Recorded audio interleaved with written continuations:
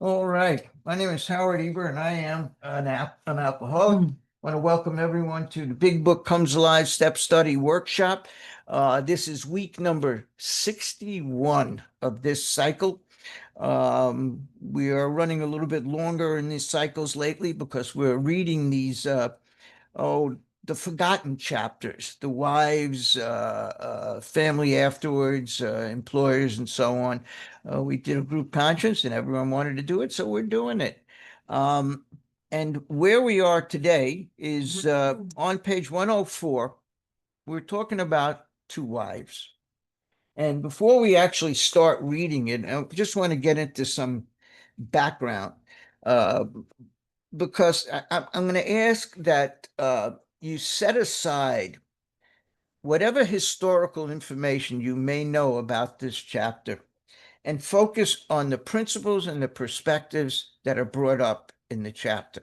The historical information, the biographical information, for the most part, is misleading. It's incorrect. And we're going to talk about that to start with, but then we're going to put it aside. Andy, can you put up the thoughts on two wives? If you got your emails today, this is the handout in the email. It's just some background to kind of put in perspective what we're doing here today. There are numerous stories concerning the authorship of this chapter. None are true. One of the stories is that Marie Bray, who's the wife of Akron AA member Walter Bray, whose story was The Backslider in the first edition, that she wrote a preliminary draft of Two Wives, or at least lent a hand in the writing of that chapter. However, a search of the Akron archives by Bill Shaberg, who wrote Writing the Big Book, produced nothing to support that claim. It can only be presumed that this bit of bad information grew out of someone's misunderstanding of the fact that Marie Bray did actually write a chapter for the first edition, and it was entitled An Alcoholic's Wife. So it's easy to see how that can be confused, but it's not the same thing. This was the same chapter Bill had first offered to Ann Smith, but she declined to write it. So the chapter, An Alcoholic's Wife, was first offered to Ann Smith. She passed on it, and Marie Bray decided it was asked, and she wrote that chapter. Now, that whole story about asking Annie Smith to write something has been somehow transferred to wives, which brings us to the next apocryphal story that Annie Smith was asked to write to wives but refused to do so. In this legend of great conflict, Lois is pictured as being outraged when Bill, having previously made this offer to Annie, refuses to let her write to wives. Lois was, in fact, extremely angry at Bill's refusal to let her write the chapter, but only because she felt, and justifiably so, that she was the most qualified person to do it. Nowhere in any of Bill's or Lois's writing or recorded talks is there any mention of offering two wives to Annie Smith or that being the prime cause for Lois's outrage. There's a couple of details in Frances Hartigan's book Bill W. and Lois Remembers and Pass It On that refers to that point. According to Lois, when she slyly suggested to Bill that she should write the chapter and perhaps family afterward as well, I bet she didn't know that she had asked Bill if she could write two wives and write the family afterwards. He answered with a firm no, that except for the stories, the entire book should all be written in the same style. However, Bill Shaberg, again in Writing the Big Book on page 351, suggests that Bill was more concerned that a non alcoholic address the sensitive and complicated question of what is an alcoholic. Bill feared that delegating this challenging task to a non alcoholic, they would almost certainly get it wrong. Moreover, Bill felt the wife must continue to treat her alcoholic husband as a fragile child in the tentativeness of early sobriety, that it could buy him some precious time to achieve some degree of emotional stability before her long bottled up resentments boiled over. I don't think Lois could have written a chapter like that. And that's just what he did in this chapter. He's constantly stressing the major concessions the wife must make to support the new man's tenuous sobriety, while simultaneously absolving the drinking husband from substantive responsibilities for his actions. One could hardly count on the long-suffering wife to see the issue from this more permissive and forgiving perspective. Still, Lois felt she was more qualified than anyone else to write the chapter, and she might well have been. But if had she done so, it would quite likely that the content would have been very different. That's from Francis Hartigan book, Bill W., page 114, and that's an understatement, considerable understatement. Finally, and I love this point. This is not something that I thought of, but I got it from Bill Shaberg. There's the worrisome problem of the marital discord that might arise if Bill was forced to severely edit something Lois had written so that it conformed to the perspective he wanted to present in the chapter. Avoidance is a common tactic in many marriages. Let me say that again. Avoidance is a common tactic in many marriages, and this likely figured in Wilson's decision to sidestep such a potentially explosive minefield by simply writing the chapter himself. Saying no is a single argument. They're only going to argue about that once. Ongoing edits and corrections might have resulted in more disagreements than Bill was willing to contemplate or tolerate. To have to go over every point that he wanted to change, it was a lot easier to take the heat for just saying no once. Lois was furious at being treated so dismissively. I was mad, she said, adding, I wasn't so much mad as hurt. I still don't know why Bill wrote it. I've never really gotten over it, she said years later. It still makes me mad just to think about it. Bill Shaberg pointed that out in writing the big book. In the end, Two Wives is a jumbled, mixed bag of directions and advice, the focus of which seems to be that both God and the husband share some responsibility for the matter. The heaviest burden of responsibility, or whether or not the husband will ever quit drinking, rests largely on the wife of the alcoholic. After carefully reading the chapter, one might reasonably conclude that the unhelpful wife is the cause of most slips. And Wilson's response to this is a collection of demands requiring the wife to, quote, continue to treat her husband as a fragile child if she wants him to stay sober. And as the wife struggles to make the best of this bad situation, the drinking spouse is largely exempted from any of the consequences caused by his drinking escapades. He admonishes the wife, and you're going to see as we read in this chapter all of these don'ts and do's that he gives, that he tells the wife. Don't try to reform. Don't complain. Don't condemn. Don't be critical. Don't be resentful. Don't question. Don't argue. Don't be angry. Don't embarrass. Don't let him get away with it. On page 108. Don't crowd. Don't belittle. Don't disagree. Don't lecture. Don't try to rearrange his life. Don't discuss past occurrences. Don't urge him to follow our program. Don't set your heart on reforming. Don't ask that he do it for you. Here's my favorite. Don't arouse hostility. It's a beauty. Don't arouse hostility. And finally, never, never, and he uses that word never twice, tell your husband what to do. That failure in any of these areas will likely give him one of those insanely trivial excuses to drink, and then it'll be the wife's fault if he drinks again. Another notable feature of this chapter is the complete reliance on the big book as the only lifeline offered to the wives and husbands struggling with the drink problem. And this is coming at it from I think, a really interesting point of view. And I didn't think of it this way. But in October 1938, when this was written, there were no AA hospitals or missionaries. Remember, that was the plan. They were going to start a nationwide chain of AA hospitals. They were going to start a nationwide chain of missionaries going out to get alcoholics and get them into the hospitals. And that would be funded by the money raised by the sale of the Big Book. Never happened. So in 1938, there were none of those things. Also, there was no other AA literature. The Big Book hadn't been written in 1938. There was no other treatment facilities advocating the program of recovery, no other local sober men, and most importantly, has this one. There were only 2 weekly meetings in the entire country.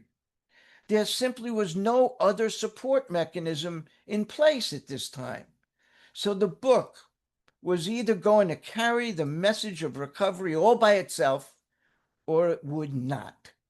This was the only available option at this time for the still suffering alcoholic. And you're going to see as we read through this chapter, he keeps referring to the book. Read the book, read the book, read the book. So let's get to reading the book. We're on page 104. And couple of things. I kind of think the title should be more appropriately called To Loved Ones rather than To Wives, to anyone living with the alcoholic.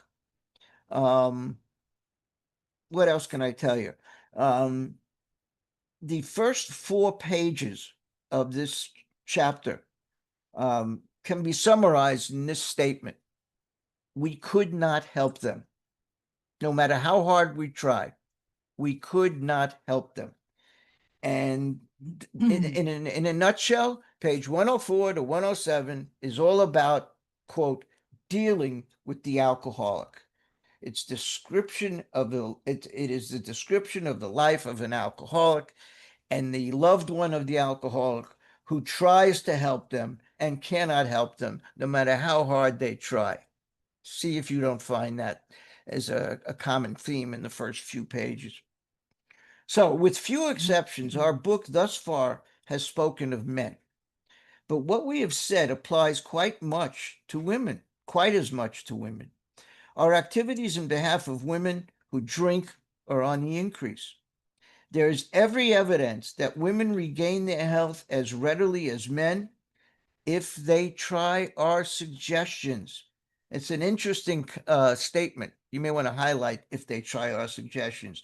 Remember the fact that when this was written, even Bill had limited experience with, quote, our suggestions. He had just written how it works. So he's saying if they try our suggestions, when in fact there weren't too many people who had tried the suggestions. And at that time, there was only one woman in AA, and that was Florence Rankin, who later relapsed. For what it's worth, in writing the Big Book, Bill Shaberg talks about the climate in this little fellowship regarding women in those days. For one thing, Dr. Bob was notorious for his distrust of women alcoholics, believing they had no place in AA meetings, and he even wondered aloud if they were even capable of getting sober. I bet you didn't think Dr. Bob was such a misogynist, huh? In his awkward uncertainty, according to Bill Shaberg, Dr. Bob turned new women over to his wife. When a woman alcoholic would come in, he'd get Annie to talk to her, and to any of the other wives who can be convinced to shoulder the burden of explaining the program of recovery to their fallen sisters. There's a couple of other interesting stories in this book about women alcoholics coming in and how they were viewed by the wives of the other alcoholics, and it was not favorably. They thought that women alcoholics were going to steal their husbands away, so they weren't really welcomed into AA in the beginning. Thank God that we got past that nonsense, but that's what he's referring to here in this first paragraph. So, second paragraph, and let's highlight this first phrase. But for every man who drinks, others are involved. And you thought you were only harming yourself, right? Others are involved. The wife who trembles in fear of the next debauch, the mother and father who see their son wasting away. Among us are wives and friends whose problem has been solved, as well as some who have not yet found a happy solution. Let's highlight this next sentence. We want the wives of Alcoholics Anonymous to address the wives of men who drink too much. What they say will apply to nearly everyone bound by the ties of blood or affection to an alcoholic. Now, in the original, in the first edition, there was a double space between these two paragraphs. And when a double space appears in literature, it usually indicates the change of a speaker, that it's a different voice that's now being used.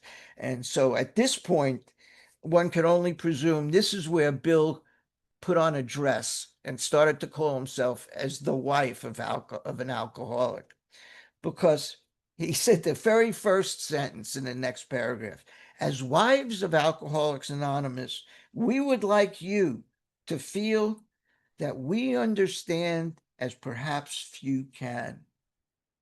Let's highlight that. We understand as few can. And next to it, let's hold this page, hold on to this page, and let's turn real quickly to page 17. Real quickly, page 17, paragraph 2.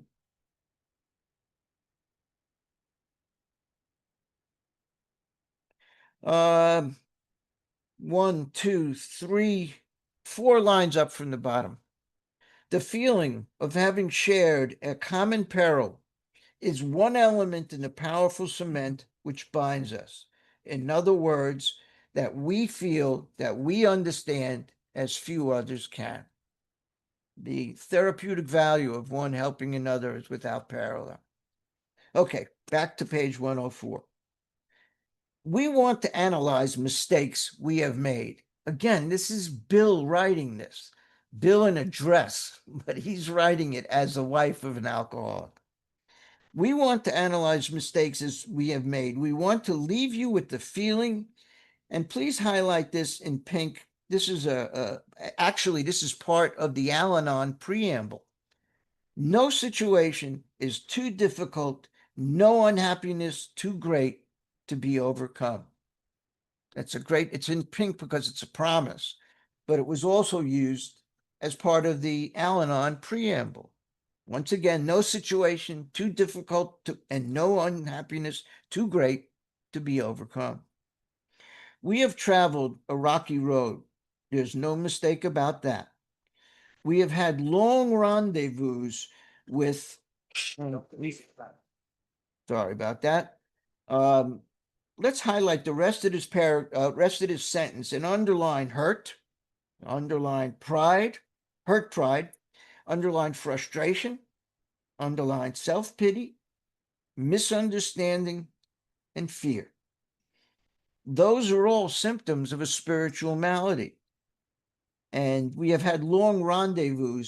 A rendezvous is to assemble or to cause somebody to assemble, like a meeting. So we've had long meetings with these feelings, with these spiritual maladies of hurt, pride, frustration, self-pity, misunderstanding, and fear. In other words, the wives of the alcoholic are suffering from a spiritual malady just as much as the alcoholic is. These are not pleasant companions. Let's highlight that. Now, what they're saying, I don't know, it's Bill, is saying is that the wife has these symptoms of a spiritual malady, and those symptoms are not pleasant companions, but neither is the actual physical companion. The husband is not a pleasant companion. So the feelings that are brought about are not pleasant companions, nor is the physical companion very much fun to be around. We've been driven to maudlin sympathy, underline sympathy, please, to bitter resentment, please underline resentment. Maudlin, incidentally, means something that's overly emotional, something that demonstrates weak, excessive emotions or sentiments. So we've been driven to excessive sympathy, let's say, to bitter resentment. Some of us veered from extreme to extreme. What's that? Love to hate. Go back and forth. We've gone from love to hate to love to hate. Those are pretty much quite extremes. Ever hoping, and let's highlight this, that one day our loved ones would be themselves once more. Sound familiar? Let's hold this page and write next to that line, see page 23.3. And if we go to page 23.3, hope I'm not losing anyone, confusing anyone. I do like to connect the dots in this book. Page 23.3, the paragraph begins how true this is. But I want to draw your attention to the last part of the last sentence, which says,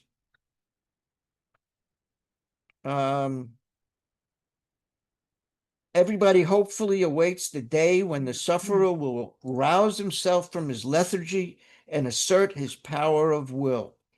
Just a demonstration of ignorance and misunderstanding concerning the alcoholic. That is not a question of will. It's not a question of self-control. It's about an allergy and an obsession and a spiritual malady.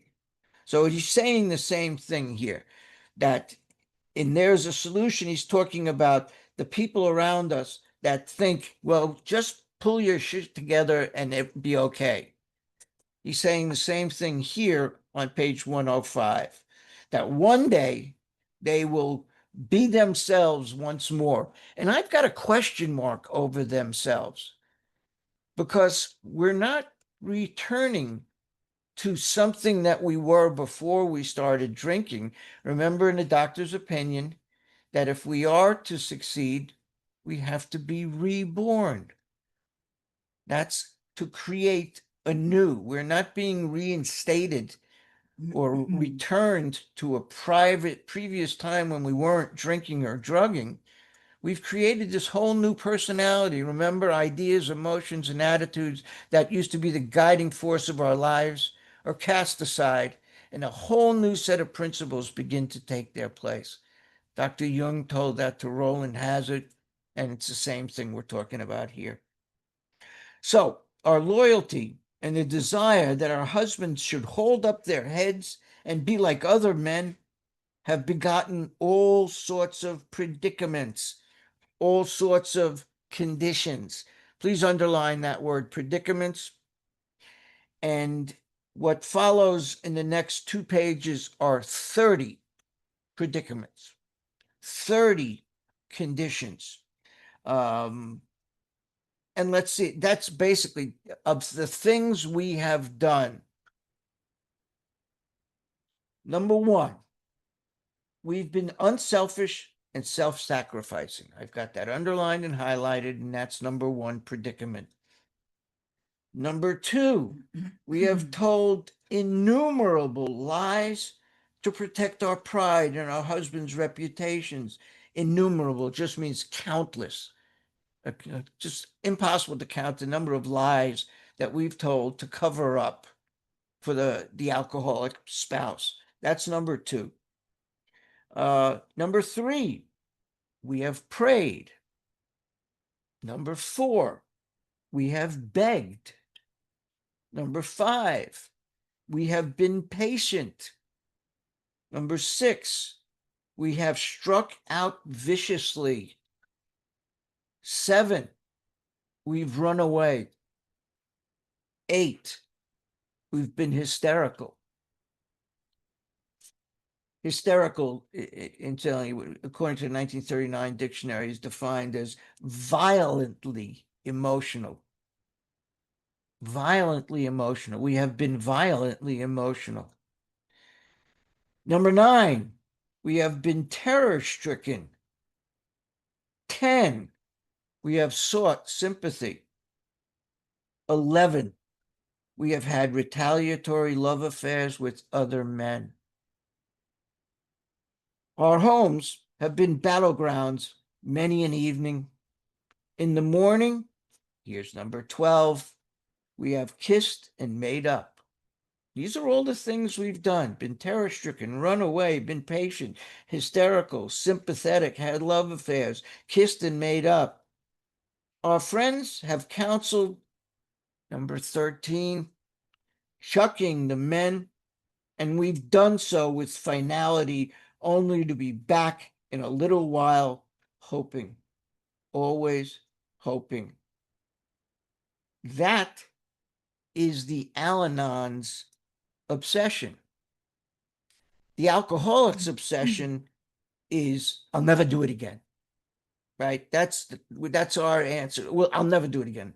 I swear I'll never do it again. And in Al-Anon, it's hoping, always hoping, that they'll be done.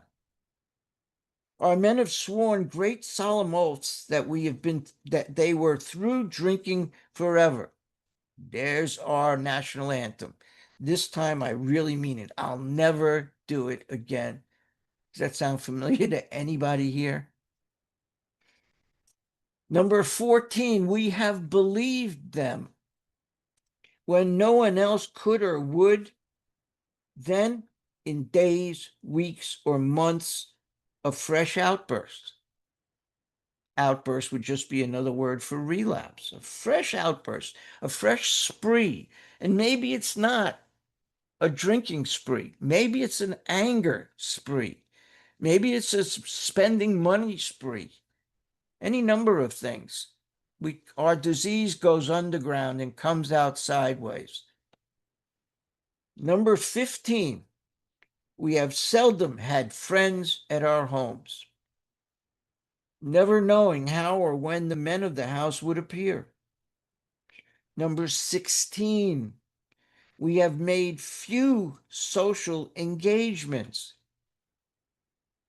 Now, I think there's two reasons for that. One is to avoid those situations that might produce embarrassment. The other one is maybe they're being ostracized and they're not being invited to many social engagements. So it works both ways, that they can use it as a protective measure so that we're not going to go into this and have a scene there. We're just not going. Or perhaps they're being ostracized and not invited at all. Number 17, we came to live almost alone.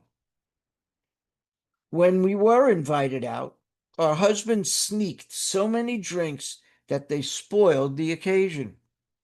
If, on the other hand, they took nothing, their self-pity made them killjoys. Killjoy just means gloomy, subject to dark moods, a person who's so sullen, who has a sullen disposition. Number 18, there was never financial security. Positions were always in jeopardy or gone. Those two sentences, that's number 18. An armored car could not have brought the pay envelopes home. The checking account melted like snow in June. That's all, number 18. Number 19, sometimes there were other women. How heartbreaking was this discovery? How cruel to be told they understood our men as we did not.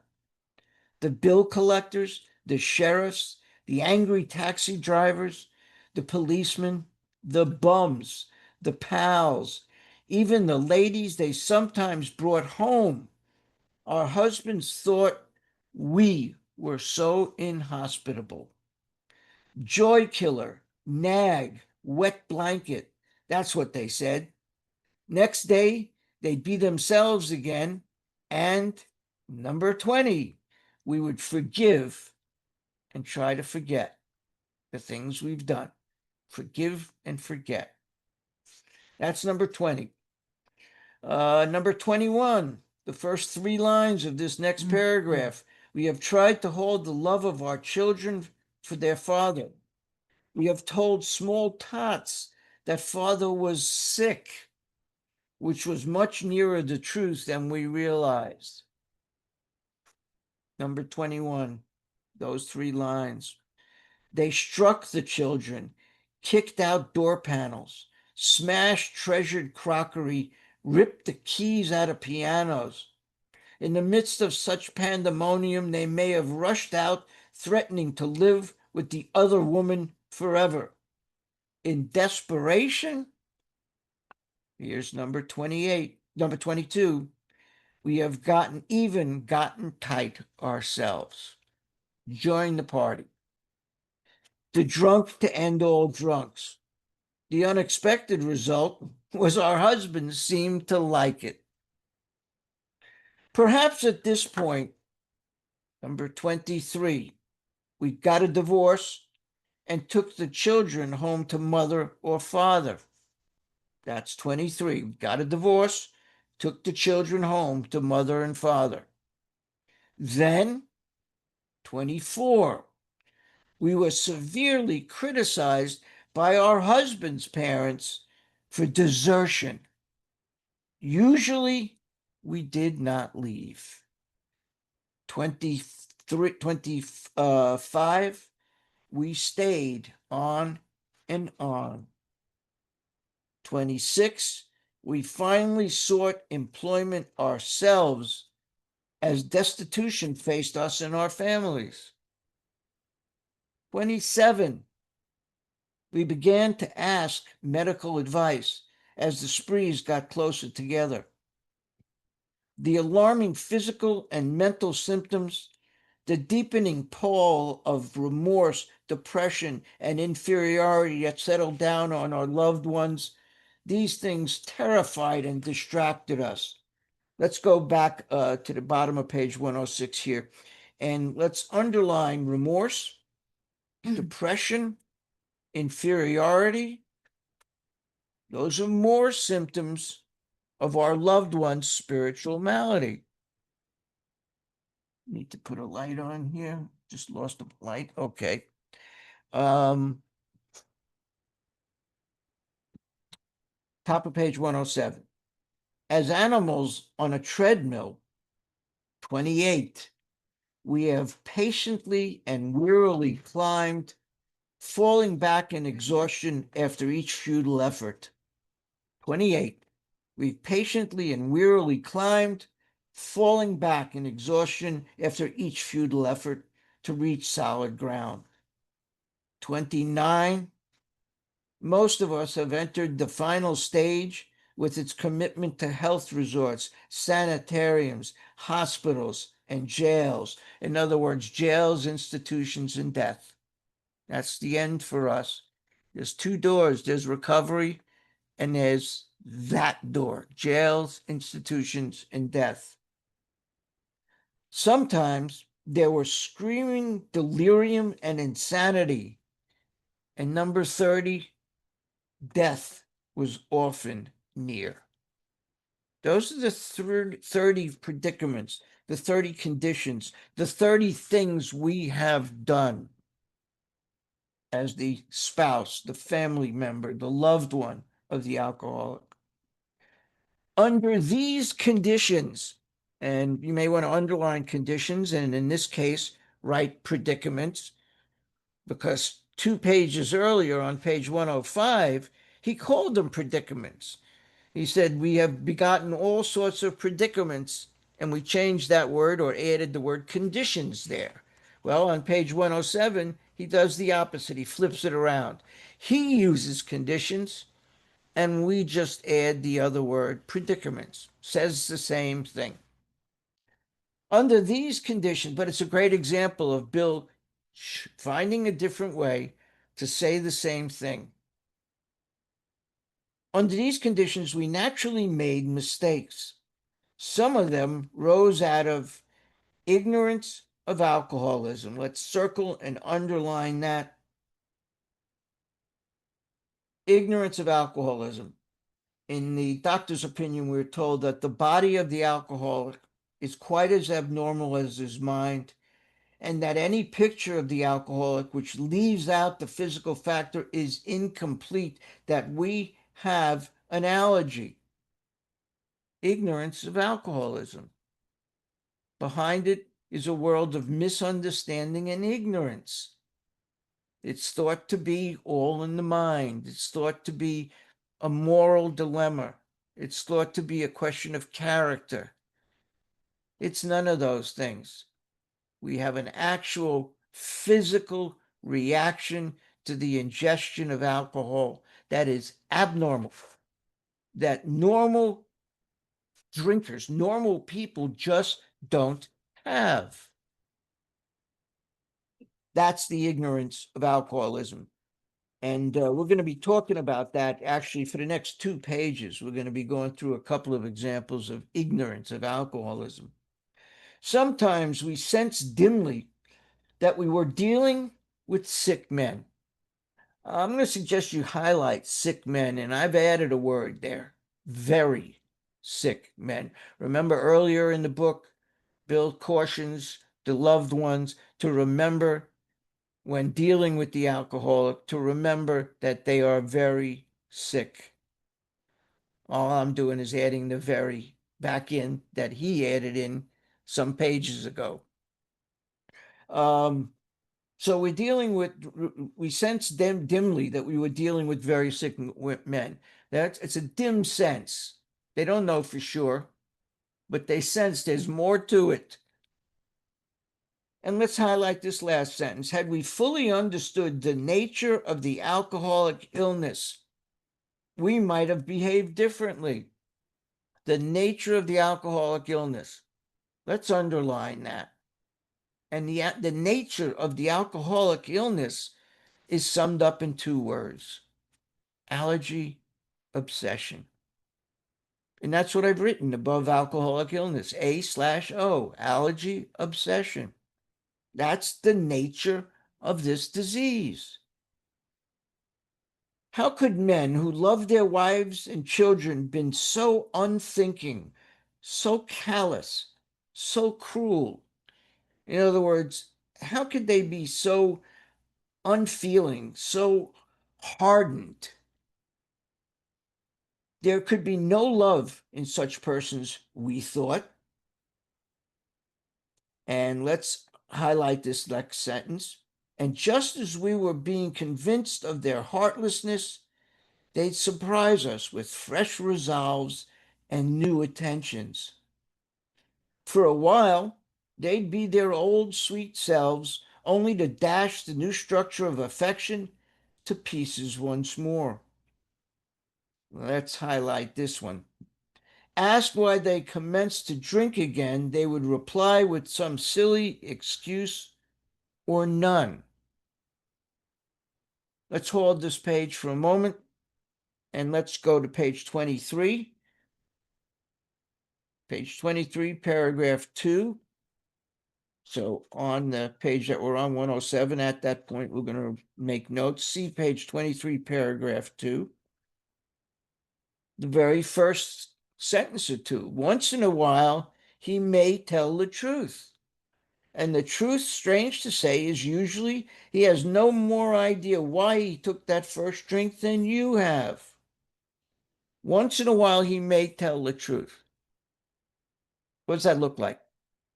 Well, when somebody asked me why I relapsed, and even before I came into recovery, when I acknowledged I got a problem, and people would ask, well, why do you keep going back?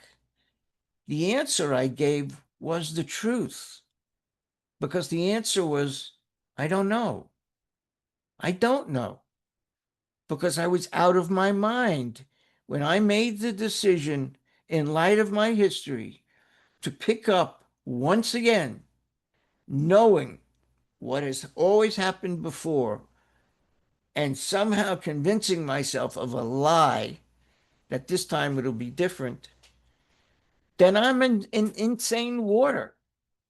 Because insane is belief in a lie, and sanity is the ability to recognize the truth in all matters. So when you ask us why, I don't know. I was not home. I was out to lunch. Okay, so let's get back to 107. And again, that middle paragraph that says, asked why they commenced to drink again, they would reply with some silly excuse or none, which is, I don't know. Don't even bother to make up an excuse. It was so baffling, so heartbreaking. Could we have been so mistaken in the men we married? When drinking, they were strangers. Let's highlight this last sentence.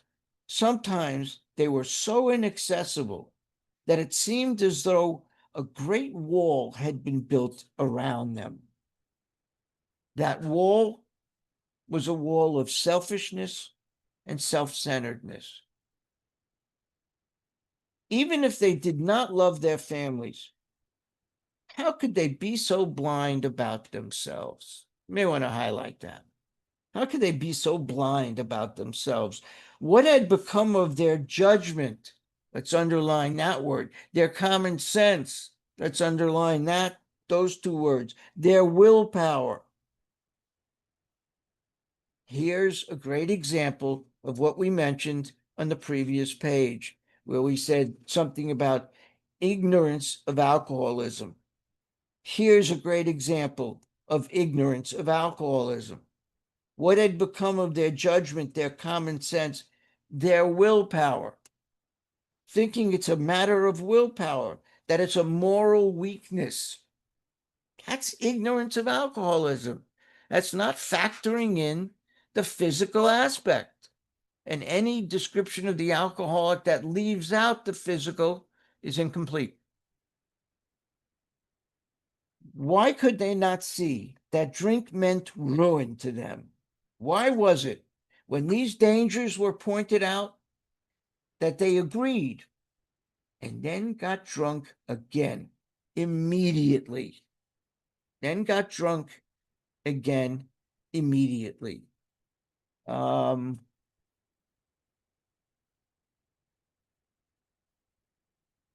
Let me read that again, because there's a question here and I want to answer it for you.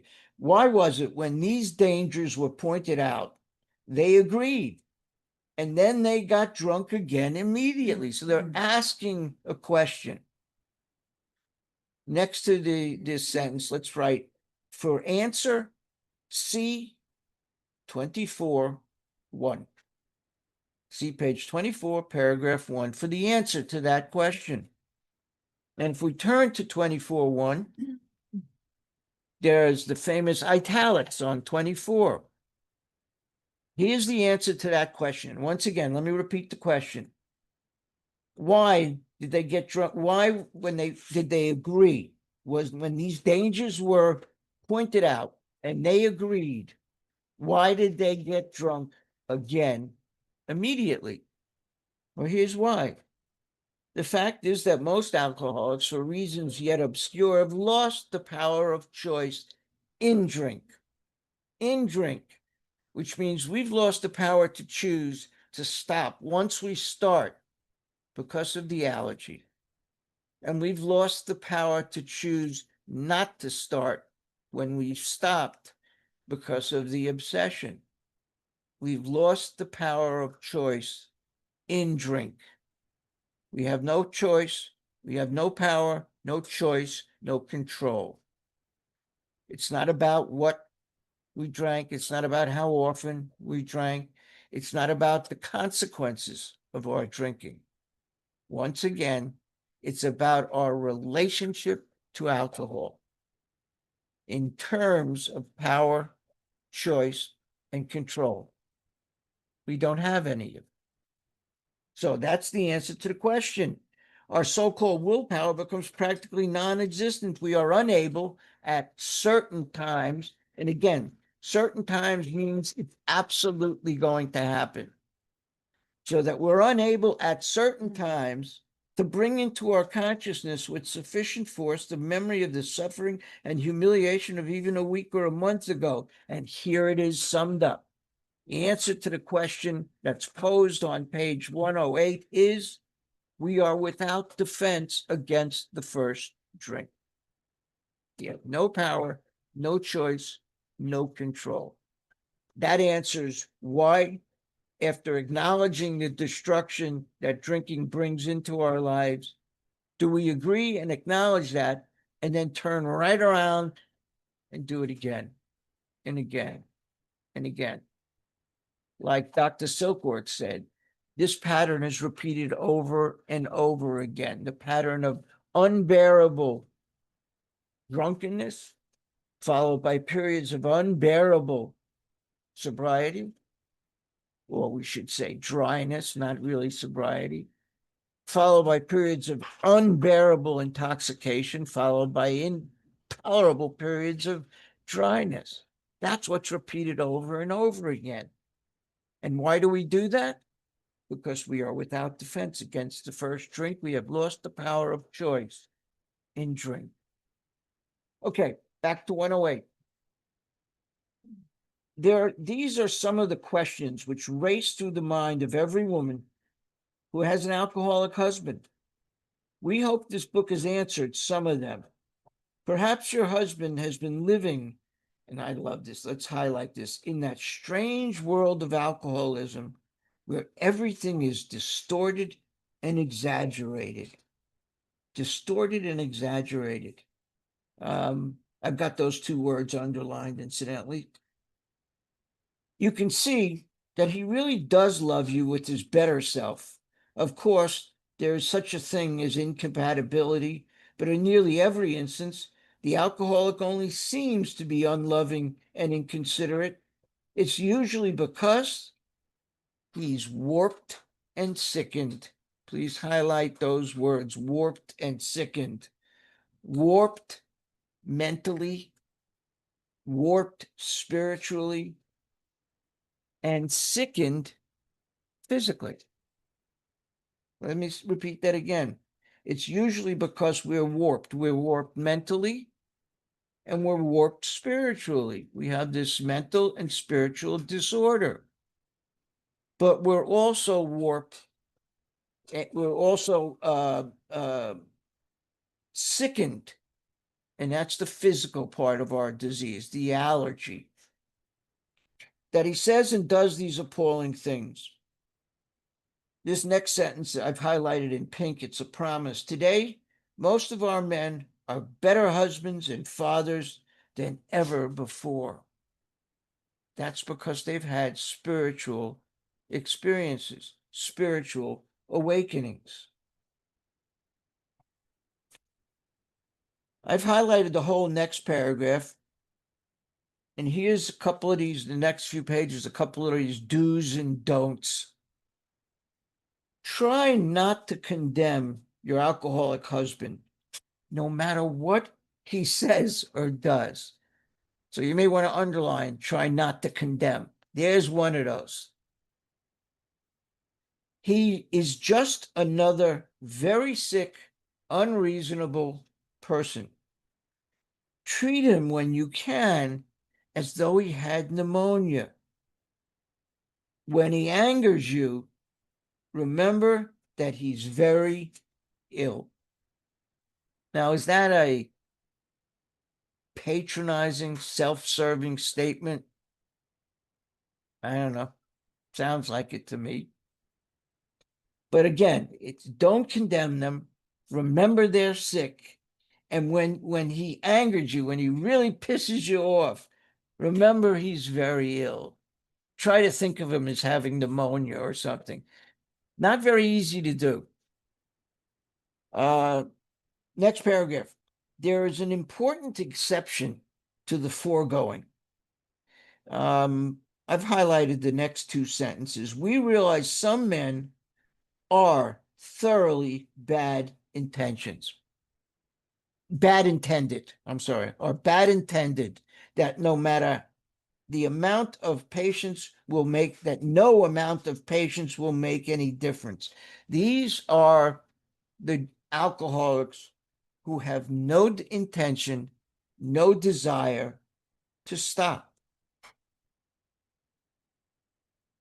They're bad intended because again, they don't want to stop. They've shown no signs of or desires of wanting to stop. An alcoholic of this temperament may be quick to use this chapter as a club over your head. Here's another one of those musts. Don't let him get away with it.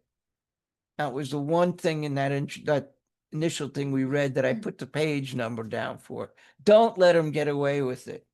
Don't let him play that card on you. If you are positive he's one of this type, and underline this, you may feel you had better leave.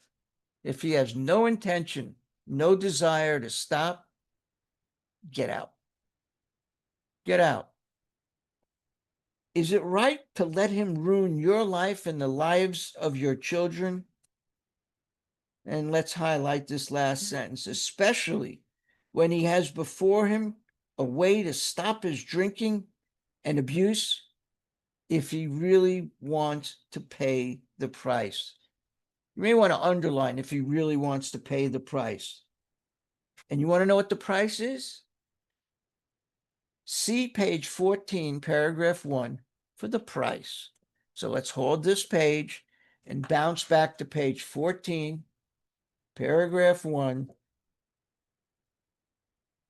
Simple but not easy. A price had to be paid. Here's the price. It meant destruction of self-centeredness. And if you were with us when we read that page, you may have notes there that I suggested adding a few words. Destruction of self-centeredness, self-seeking, selfishness.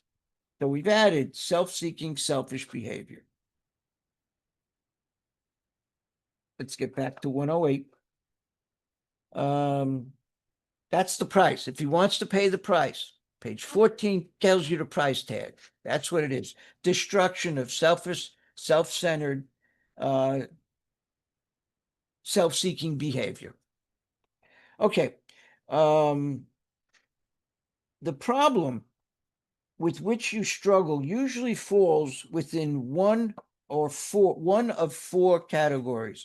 Now, technically, there's 5 categories. He's describing 4 here, but he just mentioned another category, a 5th category, which is the guy who has no intention or no desire to stop. That's the 5th type, and it's not fully described in the following pages.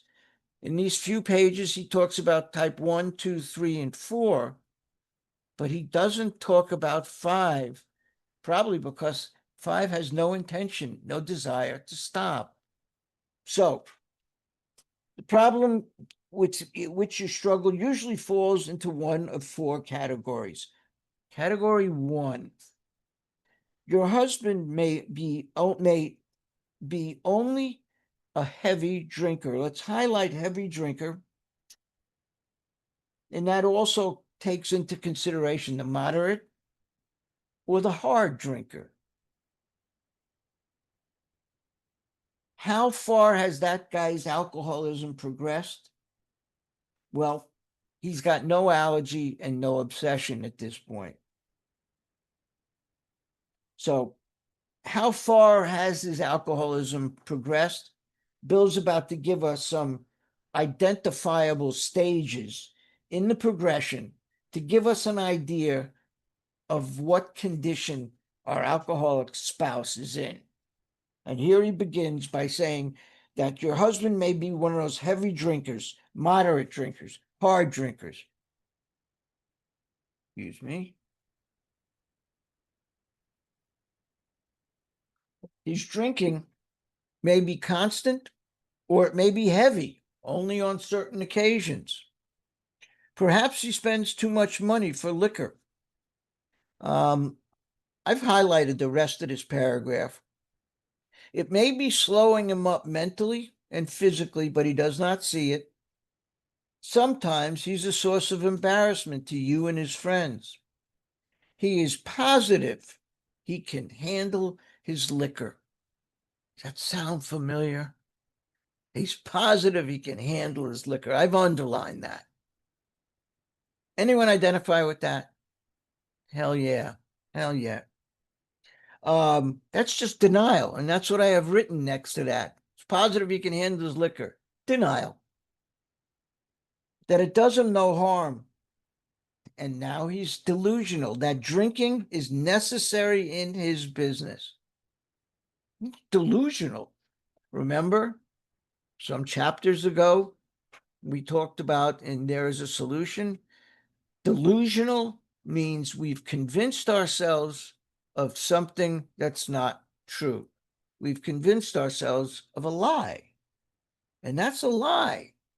I don't care what your business is, but getting wasted is not necessary in any business unless you're a full-time alcoholic. Remember, Bill has used the word career, our drinking careers. Well, that's the only job that it's required in, right? Yeah, Bill, you know that. Okay. He would probably be insulted if you were called an alcoholic. The world is full of people like him. Some, please underline, will moderate or stop altogether, and some will not. That's how we know that's not the real alcoholic. Type number one, has no allergy, no obsession. How do I know? It can moderate or stop altogether. Remember, back in There Is a Solution, we talked about the types. There's the moderate drinker, the hard drinker, the real alcoholic. Well, if you can stop or moderate, or if a sufficient reason presents itself, and you can do that, not the real alcoholic. No allergy, no obsession. Of course, of those who keep on, a good number will become true alcoholics after a while. So we're talking about, like I said on the previous page, the moderate drinker, the heavy drinker, the hard drinker. In other words, this is the guy who can take it or leave it alone. That's the way Bill described it back on, I think, page 20. They could take it or leave it alone. Number two, your husband is showing lack of control, for he's unable to stay on the water wagon even when he wants to. And I'm going to suggest you highlight the rest of this paragraph. He often gets entirely out of hand when drinking. He admits this is true, but is positive he'll do better. He's begun to try, with or without your cooperation, various means of moderating or staying dry. Maybe he's beginning to lose his friends. His business may suffer somewhat. He's worried at times and is becoming aware that he cannot drink like other people. He sometimes drinks in the morning and throughout the day, and through the day also, to hold his nervousness in check. He's remorseful over serious drinking bouts and tells you he wants to stop. Please underline, tells you he wants to stop. Can anyone identify with that? To want to stop. Drinking against our will. But when he gets over a spree, he begins to think once more how he can drink moderately next time. We think this person is in danger.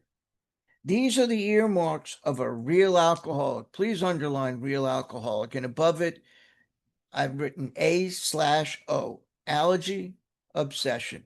Allergy/obsession. That's the real alcoholic. Perhaps he'll still tend to business fairly well. He's by no means ruined everything. As we say amongst ourselves, and please underline the italics, he wants to stop. So this guy may be what is called a functional alcoholic, but he's an alcoholic nonetheless. If you're a functional alcoholic, you're still an alcoholic. Type number 3, and this whole paragraph is highlighted as well. This husband has gone much further than husband number 2, though once like number 2, he became worse. Why is that? Progression. Progression. It always gets worse, never better. His friends have slipped away. His home is a near wreck and he cannot hold the position. He's at a point or approaching that point of desperation. Maybe the doctor has been called in and the weary round of sanitariums and hospitals has begun. When was the last time somebody said, I just got out of the sanitarium? I haven't heard it in some time. So sanitarium, just another way of saying rehabs, hospitals could be detoxes. So he's begun the weary round of rehabs and detoxes. It's a revolving door. Detox, rehab, then relapse. Detox, rehab, then relapse. He admits he cannot drink like other people, but does he see why? You may want to underline that. See, he doesn't yet know what's wrong with him. Doesn't know about the allergy, doesn't know about the obsession. He clings to the notion that he will yet find a way to do so. He may have come to the point where he desperately wants to stop but cannot. Please underline desperately wants to stop but cannot. He has now reached that point of desperation. Hi, lady. His case presents additional questions which we shall try to answer for you. And let's underline, you can be quite hopeful of a situation like this. This guy, why do we say that? Because this guy wants to stop, but doesn't know how, right? He want to stop. Also, they just said he's at a point of desperation. He desperately wants to stop. So what happens from desperation? From desperation comes willingness. That window of opportunity. This is the time when we're most likely to listen to a message if it has depth and weight. We're most likely to take advantage of a solution that has depth and weight to it. Type number 4. You may have a husband of whom you completely despair. Let's highlight that first sentence. We don't need the whole paragraph, but that sentence. You may have a husband of whom you completely despair. He's been placed in one institution or after another. He's violent, appears definitely insane when drunk. Sometimes he drinks on the way home from the hospital. Anyone identify with that? I didn't make it out of the parking lot at one rehab. I was in for 30 days. I came in, I left my car in their parking lot. Didn't use it for 30 days. I wasn't allowed to. But the day they released me, I got in that driver's seat and I reached under the seat and I had what I needed sitting there, and I didn't make it out of the parking lot. I was wasted before I drove out of the parking lot after being in a rehab for 30 days. Anyone identify with that?